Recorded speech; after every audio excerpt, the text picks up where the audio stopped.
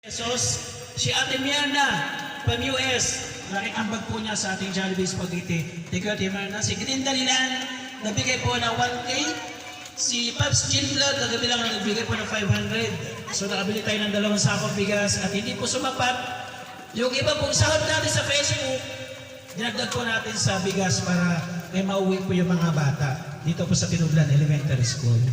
Pero nung malaman ko, yung estudyante dito sa Tinublan, nalungkot ako. Bakit ganito ang estudyante?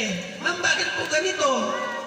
Ang grade 1, 3. Ang grade 2, 5. Ang grade 3, 7. Ang grade 4, 10. Ang grade 5, 8. Ang pinakamasakla po ang grade 6, dadalawa.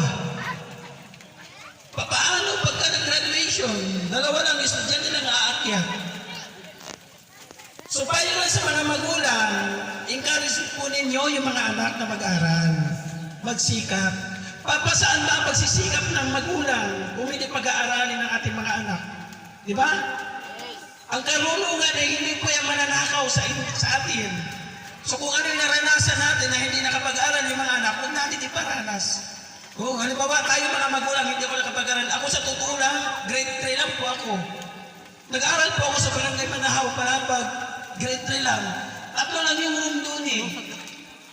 Sabi ko, Tay,